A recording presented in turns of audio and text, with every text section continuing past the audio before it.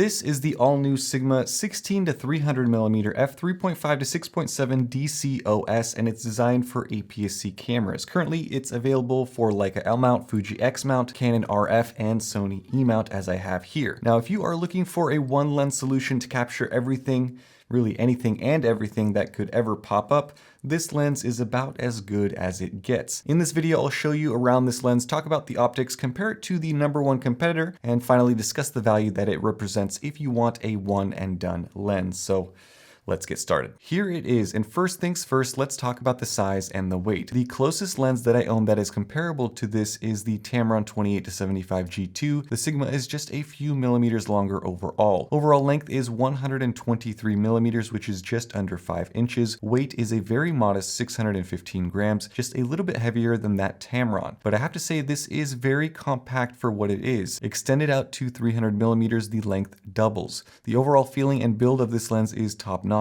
It's a high quality plastic body, but the edges and the tolerances and the feel of it, really everything makes it seem quite premium. It's a lens that is made in Japan, and you can tell. Starting at the rear, there is a metal mount, electronics, and a weather sealing gasket. The entire lens has a dust and splash resistant structure and water repellent coating on the front. 0.25 indicates a 2025 release. Minimum focus is an impressive 0.56 feet, made in Japan, and the first ring here is the manual focus. Very smooth, light to rotate, but all electronic. On top, there are some lens specs. Importantly, we have in the name OS, which is optical stabilization built in, and a 67mm front filter thread. Sigma logo, contemporary C logo, and the only switch on this lens is a lock switch that engages at 16mm to lock the barrel from extending if you are packing it for travel. And what a smooth zoom ring mechanism it is. Nice rubberized grippy finish here. There is a bit of heft to the rotation, but it's very smooth, no slop whatsoever. Sigma does zoom lenses really quite well. The rotation is pretty short at 45 degrees or so from super wide to super telephoto. Around the front, there is a nice size front element, barely visible lens specs printed in glossy black here and made in Japan on the bottom. Inside, there are 20 elements in 14 groups, a 9 rounded blade diaphragm, and for autofocus, Sigma's HLA or high response linear actuator motor. And again, optical stabilization is built in. Sigma claims it gives you 6 stops of stabilization at the wide end and 4.5 stops at the telephoto end. So if you have a camera such as the A6100 with no in-body image stabilization, this lens is going to be great for you. Now, for the purposes of comparison, I rented the Tamron 18 to 300, which is the closest competitor that we have to this new Sigma, and you can see here side by side what these two look like. I did shoot a few comparison shots, but before I show you those, let's see what this new lens can do on its own. Here are some samples, and this is a mix from my A6700 and A6100, all unedited, straight out of the camera, ready, set, go.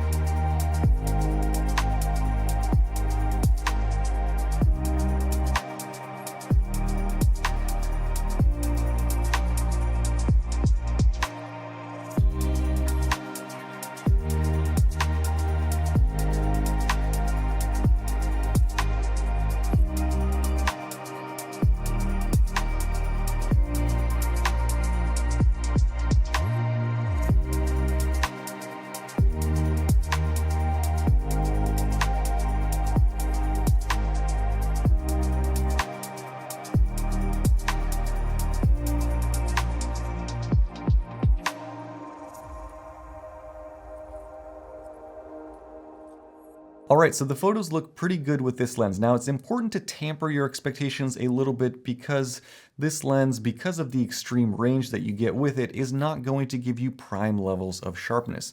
That being said, in the center, at least wide open, I found it very good. The corners are softer as you would expect, but if you leave in-camera corrections on, you don't get much barrel distortion or vignetting. Now compared to the Tamron 18-300, at the wide end, both lenses look about the same. The Sigma might be a little bit sharper, colors are a little bit warmer. There are some blue hues with the Tamron. The thing that both lenses struggle with pretty apparently is chromatic aberration. I have a hard time figuring out which lens does it worse. At 50mm, it's more of the same, although here I would say the Sigma looks just a touch sharper. And at 300mm, there is more of a difference. The Tamron is brighter at 6.3 versus 6.7 on the Sigma, but the Sigma is a noticeable amount sharper across the frame out on the telephoto end. Again, chromatic aberration performance is a letdown with both lenses, so that cannot be avoided. From a vignetting or barrel distortion perspective, this is on my A6100, in-camera corrections turned on.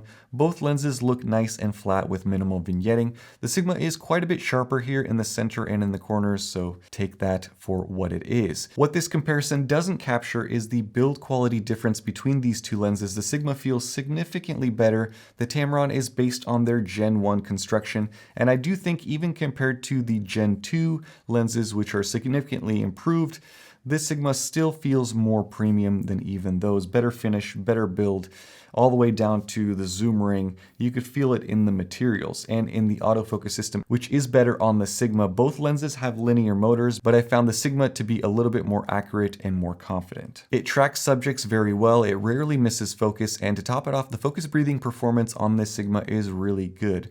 This is breathing at 16mm, here it is at about 100mm, and here it is at 300mm. Then I have to talk about that OS or optical stabilization. It's a very nice and, dare I say it, necessary thing to have with these sorts of lenses. For these videos, I was hand holding my A6100, which has no IBIS with this lens, and even out at 300mm, I can get a stable video clip. And this stabilization also helps with photos, I would say even more so. Sigma claims the stabilization again is 6 stops at the wide end and 4.5 stops at the telephoto end, compared to the Tamron, which is 4 stops across the range. So Sigma has an advantage there. In terms of bokeh, I would say that you should not expect perfection. There is some onion ringing at times, some cat eyeing in the corners, and some busyness as well, and really unless you are a long distance away from your subject, you won't really get a lot of bokeh in general. That being said, the 300mm at 1.5 crop is effectively 450mm on a full frame, and you get a lot of subject separation out at that telephoto length, so it is possible to use this lens for portraits and get the background smooth and blurry. So who is this lens for? Well, if you are looking for absolute convenience and you don't want to carry around more than a single lens, and you want to be able to capture anything that comes your way, this lens right now is tough to beat. It is adequately sharp, it's well built, compact, lightweight enough to really take it with you anywhere, and it's a great value. As long as you can get over that chromatic aberration, which seems unavoidable with these sorts of lenses, and also understand that this is a variable aperture lens. You know, as you get more and more telephoto, it stops down to 6.7, which is really quite close to f8. So for low light work, I would probably pick something else, but f3.5 isn't horrible if you want to shoot